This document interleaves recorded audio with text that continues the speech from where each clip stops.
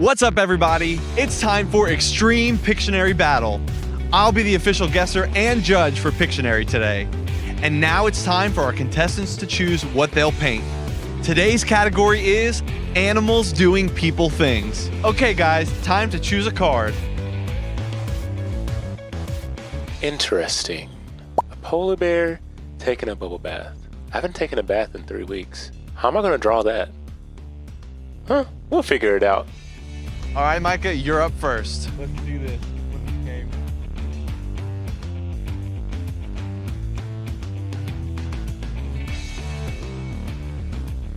All right, we have a big, broad orange stroke to start us out here. It looks like it could be a road, maybe, or just a giant square of orange. But we're looking for an animal, so I don't see any animal shapes quite yet. All right, he's moving over to blue, and it's something over here that's blue. That could be water. Water's blue, so maybe a water animal, maybe a fish of some sort. Still, I'm unclear about the orange square, but that's okay. Is the blue, is that the animal? So this top part, that's the animal. Okay, so we have the animal at the top. It looks like a big animal, so maybe like... Okay, maybe like an elephant, a giraffe, a gorilla, bear. Okay, so a bear. Okay, so we have a bear, grizzly bear, koala bear. Oh, freezier. Okay, maybe a polar bear. Okay, we have a polar bear. Okay, what activity is this polar bear up to? All right, now we're splashing the water. We're splashing, okay, we're like splashing water. So this polar bear is swimming, doing people things, washing their hands. This polar bear is taking a shower. This is polar bear is taking a bath.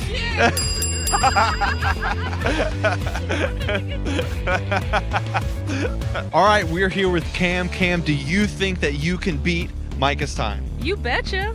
All right, let's do it. Llama playing basketball. I don't even know how to draw a llama. I guess I'll draw a basketball really well. All right, we're starting with a big circle, so that's either the head, maybe the head of an animal, or maybe that's part of the people activity. Okay, we got lines down the middle, so I'm thinking that's less of a head. Another circle, that might be a nose, some hair on this animal. I think that's the hair on this animal, so that's got to be the animal. So is this some kind of, maybe a ball? Okay, that's a ball of some sort. Maybe a baseball, football, you have that like pointy edge, but I think maybe a basketball. Okay, it's a basketball. So here's the animal. It looks kind of like a tree right now. The animal has clearly a long neck, so maybe a giraffe. So I'm seeing like you're doing those circles, so it could be like the wool of a sheep. Did you just draw 4 legs? Okay, 4 legs on this animal. This animal is holding the basketball. Is it a goat? Oh, or an alpaca? Oh, a llama? Is this a llama playing basketball? Yeah, we got it. A great job by both of our players today, but the winner of today's Extreme Pictionary Battle is Cam. I just want to thank my 3rd grade art teacher, okay? Yeah. Exercise your brain by shouting out the answers to some brain teasers. What has to be broken before you can use it? An egg! What runs around a backyard but never moves? A fence! Which is heavier, a pound of feathers or a pound of rocks? They weigh the same amount, 1 pound. Thoughts are powerful little conversations you have in your head that no one else hears but you. You know, thoughts like, what if I fail my test? He's always making fun of me. Will my friends be there? My stomach hurts. I want to go swimming. Thoughts can start off small and go away quickly, or they can grow to be so big and so bad that they ruin everything about your day. Because we are born with the desire to do wrong things, most of our thoughts are not ones that please God. We think about ourselves a lot, and many times we will find ourselves thinking about things that aren't true or right. The devil tricks us into thinking lies, And if we don't pay attention, those thoughts can get us into big trouble and make us feel terrible inside.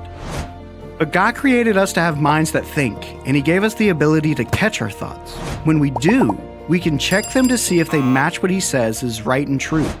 God's words have power and can change any thought we have. And when we let Him change the way we think, we'll see that thinking the way God thinks is totally what's best. Let God change the way you think. Everybody get on your feet. It's time to sing.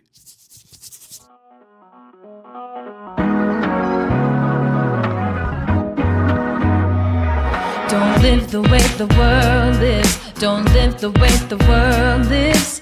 Let your way of thinking be completely changed.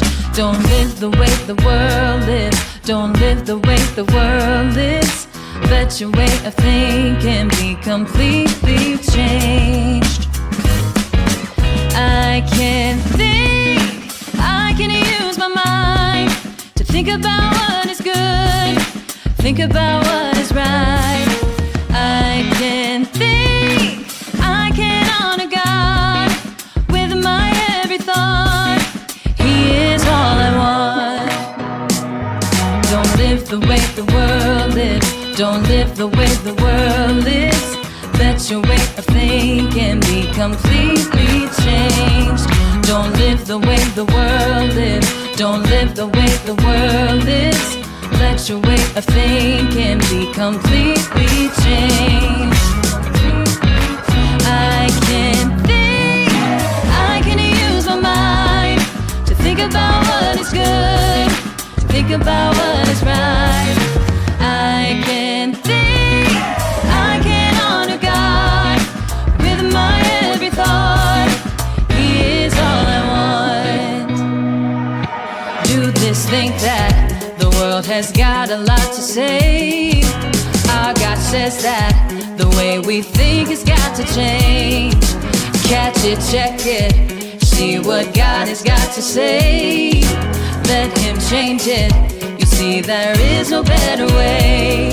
There is no better way. Don't live the way the world lives. Don't live the way the world lives. Let your way of thinking be completely changed. Don't live the way the world lives. Don't live the way the world lives.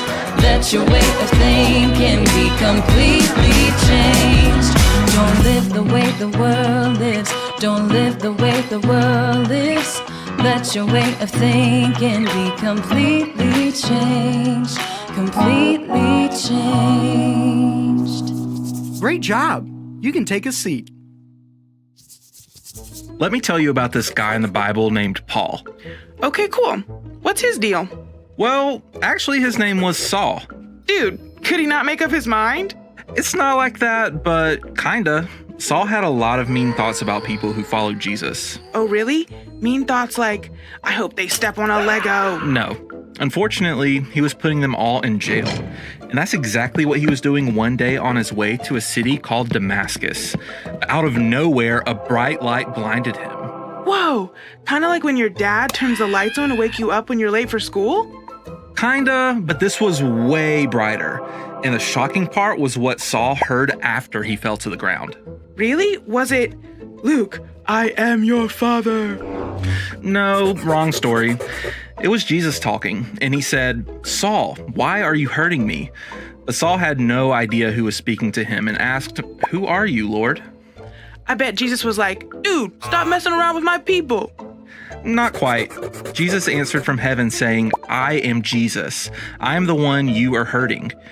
Now get up and go into the city. There you will be told what you must do. As you can imagine, everything Saul thought about Jesus changed completely. I bet Jesus rules. When Saul got up from the ground, he realized that he couldn't see anything. Saul was probably like, a little help here, fellas. Something like that. The men who were traveling with Saul helped him get to the city. There was a man who lived there named Ananias, who also received a message from Jesus telling him to go to Saul. Now, Ananias had heard about the things Saul had done to the followers of Jesus. Oh, I bet Ananias was thinking about all the mean things Saul could do to him and said, get me out of here. Well, he was, but it appeared that Ananias knew how to catch that thought. He checked it by praying and talking to Jesus. That's when Jesus helped Ananias change his mind and go, trusting that Jesus would take care of him. When he got to the place where Saul was staying, he put his hands on Saul's eyes and prayed for him. What did Saul say? Get your hands off of me, son. Nope. Remember, Saul's thinking had completely changed. Instead, Saul was thankful for Ananias, and when he touched Saul, he was immediately filled with the Holy Spirit and could see again. Whoa, what a miracle. Over the next 3 years, Saul studied the ways of Jesus and started going by his Roman name, Paul. Everything Paul learned about Jesus changed the way he thought about everything. So, what you're saying is, Paul never had any more wrong thoughts ever again? No way. In a letter to the church in Rome, Italy, Paul said, "I don't understand why I act the way I do. I don't do what I know is right. But I agree that what God says to do is good. So I am not the one doing these evil things. The sin that lives in me is what does them." I was wondering what makes me think so many things that aren't good. It all makes sense now. It's not me. It's the sin that lives in me. And I'm sure our enemy, the devil, is trying to attack my thoughts too. It's like I'm in an epic battle for my mind. That's exactly what Paul said too. In another one of his letters, he said, "We live in this world, but don't fight our battles in the same way the world does. The weapons we use are not human ones. Our weapons have power from God." So what are these weapons? A lightsaber? Captain America's shield? Not quite, but kind of. Some of the powerful weapons God gives us are the sword of the Spirit, which is his word, the Bible, and the shield of faith, which we can use to stop anything the enemy and anything else in the world throws at us to keep us from knowing God. Whoa, that's awesome! So, do we need to do this with every thought that pops into our mind? Paul said we should capture every thought and make it obey what Jesus says. That sounds hard to do with every single thought I have. We definitely need God's help to change our thinking. And the good news is, if we will just let him be in charge of our lives and get to know him more each day, he will help us change all of our thoughts. Everybody get on your feet. Strike a pose like the one you see on the screen. See if you can freeze and hold it before it's time for the next one.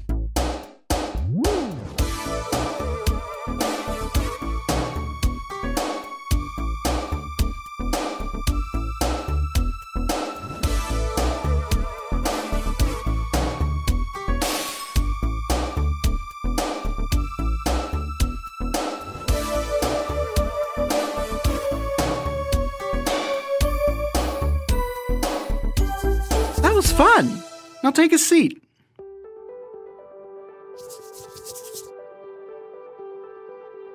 Meet Chase. Chase begs his parents for a phone. Can I please have a phone? Even though all of his friends have one, Chase's parents tell him they want to wait a little longer to give him one. Chase's blood starts to boil when lots of thoughts pop into his mind. That's not fair. I never get anything I want. Why do I have the strictest parents in the entire world? Chase can keep letting his thoughts spiral out of control, thinking that he'll never, ever be able to talk to his friends. Then he might start imagining what it would be like to have parents like his friend, Ben, who's had a phone for over a year and gets to stay up as late as he wants playing video games on school nights. Oh, and Ben can have unlimited candy and soda, so he'll think, maybe I'll just pack my suitcase, sneak out, and go see if I can live with Ben's family. Then I could have a phone. On second thought, that's a really quick way for Chase to be grounded until his 92nd birthday. Or Chase can catch his thoughts and check them by thinking about what God says. Helpful things like, don't be controlled by love for money, be happy with what you have. And true things like, you must honor your father and your mother. If you follow this command, everything will go well for you. After Chase checks his thoughts, he can let God change the way he thinks. And if he's having a hard time doing that, he can pray something like, God, please change my thoughts. The world tells us we should get the things we want as soon as we want them. But asking God to help us change our selfish thoughts always leads to what is best. Let God change the way you think. Everybody get on your feet. It's time to sing.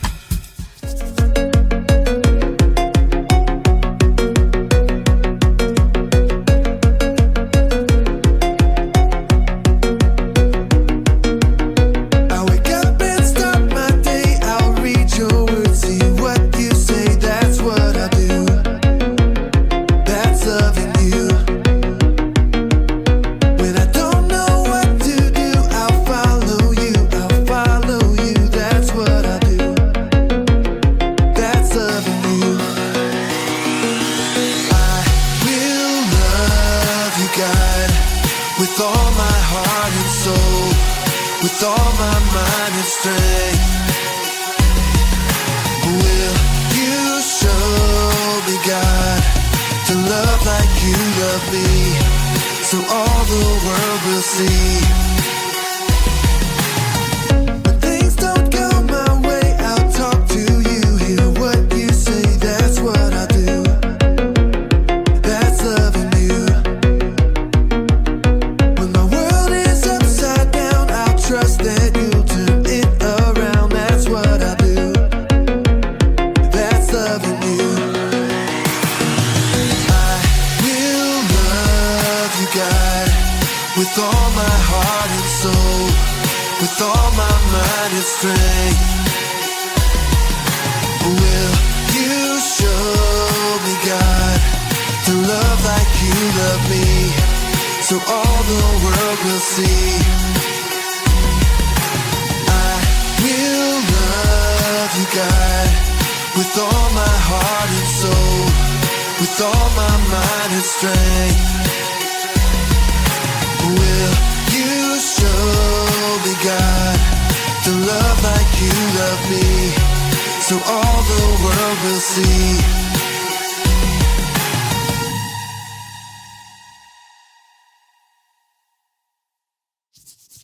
Great job. You can take a seat.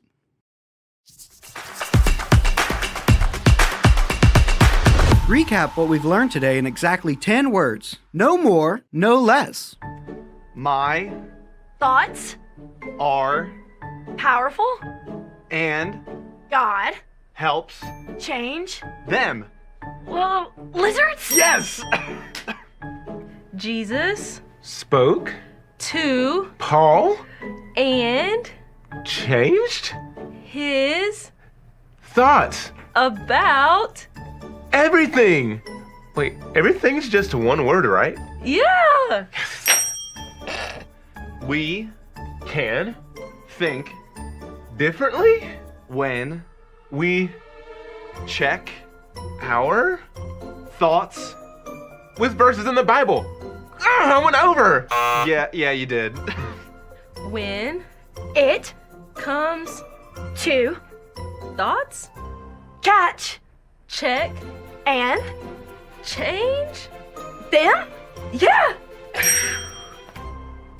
I love the sound effect. Let's practice catching a thought, checking it, and changing it. What is something you've been thinking about a lot lately that's made you feel sad, or worried, or scared, or mad? Maybe you've been thinking about something that someone said to you, or something scary that you saw on TV. Pick one thought that comes to mind. Pretend your thought is a balloon. Now squeeze one hand like you're catching string on the balloon. Hold on to your thought balloon, and let's check it by asking God what He thinks. So tell God what's in your thought balloon and how it makes you feel. Ask God to show you what you should be thinking about. Since you've talked to God about your thought, you can let it go now. Just open up your hand like you're letting go of the balloon. Great job! The next time you have a thought that makes you feel sad, worried, scared, or mad, this is one way you can catch it, check it, and change it. Let God change the way you think.